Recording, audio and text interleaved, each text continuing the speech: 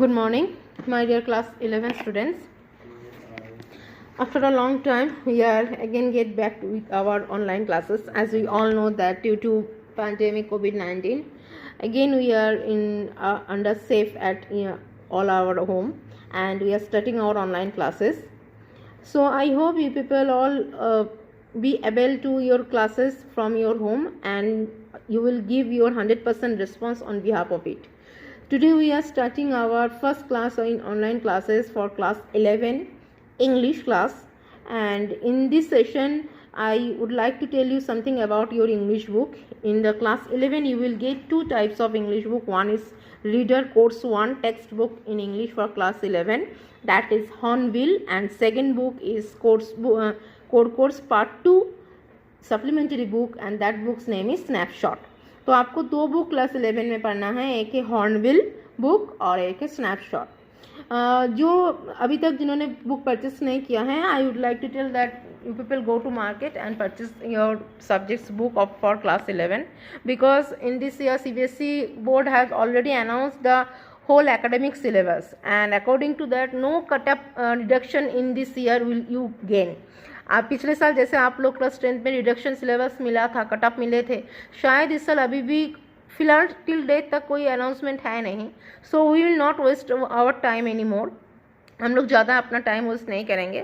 So from today we are starting our English classes in online basis, and I am Paro ma'am from Paradise Convent School, Sarai Mir, Fatehpur, Azamgarh.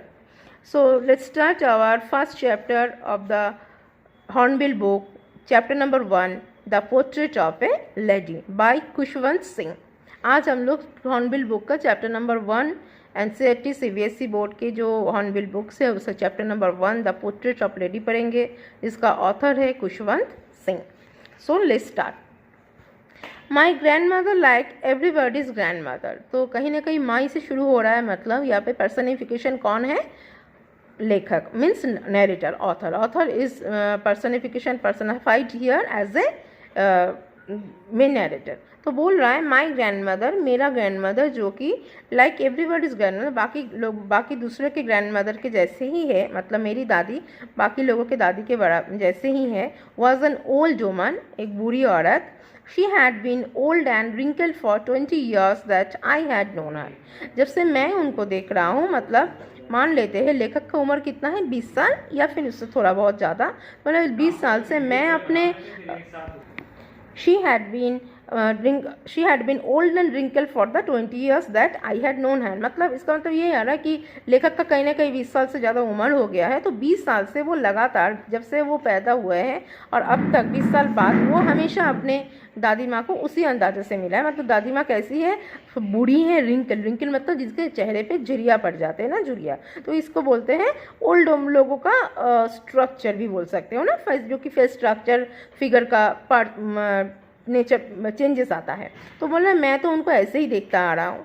People said that she had once been young and pretty at hand even had a husband. लेकिन लोग कहते हैं कि जब वो young थी तब वो बहुत ज़्यादा ही सुंदर सी, प्रिटी सी थी, और उनका हस्बैंड भी था. ऑब्वियसली दादाजी थे लेखक के. But that was hard to believe. लेकिन मेरे लिए ये मानना बहुत ही नामुमकिन है, क्योंकि मैं तो इतने दिन से, जब से मैं पैदा हुआ हूँ और अब तक, मैं हमेशा दादी माँ को एक ही हालत में देखता आया हूँ. इतना बूढ़ी, इतना रिंकलिंग वुमेन, मैं तो कभी सोच ही नहीं सकता कि वो कभी अपने जवानी में कभी इतनी खूबसूरत थी. My grandfather's portrait hung above the mantel piece in the drawing room. Mantel piece बोला जाता है फायर प्लेस, जो कि घर पे होते हैं ना, आग जलाने के लिए छोटा छोटा बनाया जाता है जहाँ पे नीचे आग जलते हैं. तो ऐसी जगह को फायर प्लेस, जिसको मेंटल पीस बोला जाता है, उस मेंटल पीस के ऊपर मेरे दादाजी का भी पोर्ट्रेट मतलब फोटो टंगे हुए थे ड्राइंग रूम में. ही ओर ए बिग टर्बन, जिसमें पिक्चर में मेरे दादाजी क्या पहने थे? एक बिग टर्बन मतलब पगड़ी बांध के रखे थे. एंड उस लूज फिटिंग क्लॉथ, और थोड़ा सा ढीला ढाला कपड़ा पहना था उस फोटो में. His long white beard covered the best part of his chest and he looked at least 100 years old. इतने बड़े सफ़ेद सा दाढ़ी उनका चेस्ट तक लंबा था, इतना सफ़ेद दाढ़ी, जैसे लगता था कि ये पिक्चर जो है वो ऐसे मैंने अचानक मैंने मेरे दादाजी का ही नहीं, काफ़ी बहुत साल पुराने का किसी का पिक्चर है, ऐसा लग रहा था उनका वो फोटो का स्ट्रक्चर देखे। He did not look the short of person who would have wife और चिल्ड्रन। उनको देख के लगेगा ही नहीं कि उनका कभी पत्नी है, कोई बच्चे हैं, नहीं, उनको भी देख कितना बूढ़ा लगता था। He looked as if he could only have lots and lots of grandchildren. लेकिन उनको देख के एक बात लगता था कि उनके पोते पोती बहुत ज़्यादा है, मतलब इतना बूढ़ा, इतना ही उन्हें ओल्डेस्ट पर्सन लग रहा है कि इनको उनके दादाजी का फोटो देख के। As for my grandmother being young and pretty that the thought was almost revolting. तो बोल रहा है कि जहाँ तक मेरी दादी माँ की बात सवाल है कि वो जवानी में सुंदर थी, प्रिटी थी, द थॉट वॉज ऑलमोस्ट, ये बात मुझे कभी बिलीव होता ही नहीं था, मेरे लिए आश्चर्य लगता था। She often told us of the games she use to play as a child. मुझे हमेशा वो कहती थी कि जब वो दादी माँ बचपन में छोटी थी कि बहुत सारे खेल कूद से साथ वो जुड़ी रहती थी। That seem quite absurd and undignified on her part. मुझे उतना उनके खेल कूद में ज़्यादा इंटरेस्ट नहीं था, but and we treated it like the fables of the prophet she use to tell us. लेकिन मैं उनका ये कहानियाँ अच्छी तरह से मन से सुनता था कि कैसे लगता था कि भगवान कुछ बोल रहे हैं, ऐसे बोल के मैं सुनती थी, मैं सिर्फ सुनता था उनकी बात, बाकी उनकी बातों पे मैं उतना गौर नहीं करता था। She had always been short and fat and slightly bent. दादी माँ का चलने का देखो यहाँ पर नोट करना है इसको कि दादी माँ किस अंदाज से घूमती फिरती थी, कैसे थी वो, शॉर्ट थी, नाटी थी, मोटी थी, फैट एंड स्लाइटली बेंट, और कमर से थोड़ा झुका हुआ था, झुकी थी। हर face was criss cross of wrinkles running from everywhere to everywhere. और चेहरे पे हर एक जगह पे, हर एक चेहरे की पोर्शन में क्या था, झुर्रियाँ इतनी थी कि झुर्रियों से चेहरा गाल पूरा उनका भरा था। No we were certain she had always been as we had, next page क्या बोल रहा है, no we were certain she had always been as we had known her. ऐसा लगता था कि मैं तो उनको ऐसे ही देखती आ रही हूँ। जो लोग बोलते थे कि आपकी दादी माँ बचपन में जवानी में बहुत ज़्यादा सुंदर थी, पिटी थी, मैं तो वो सोचती रह गया कैसे ये हो सकता है, ये तो इतना ओल्ड लग रहा है, ओल्ड मतलब इतना ही बुरा, so terribly old that she could not have grown older. मतलब जितना दिन देखो वो उतना ही बुरी होती जा रही थी। And had stayed at the same age for 20 years. मेरे लिए तो 20 साल मैं उनको ऐसे ही हालत में देखती है, 20 साल में उनका कोई परिवर्तन हुआ ही नहीं। She could never have been pretty.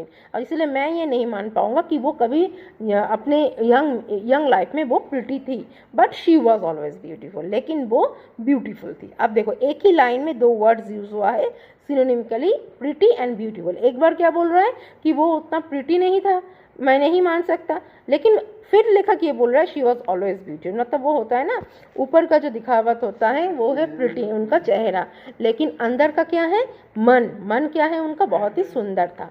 She hobbled about the house in the spotless white with one hand wrestling on her waist to balance her stoop and the other telling the beads of her rosary। वो कैसे चल रही थी, वो ऐसे चलती थी जैसे एक हाथ में एक छड़ी है, नहीं एक हाथ में एक हाथ से कमर को पकड़ के थोड़ा सा बाएं तरफ झुक के धीरे धीरे वो चलती फिरती थी। और कुछ उनके हाथ में, वो हिंदू लोग होते हैं ना जो बूढ़ा बूढ़ी हो जाते हैं, माला जपते रहते हैं भगवान का, तो उनके हाथ में एक माला था, वो जपते रहते थे।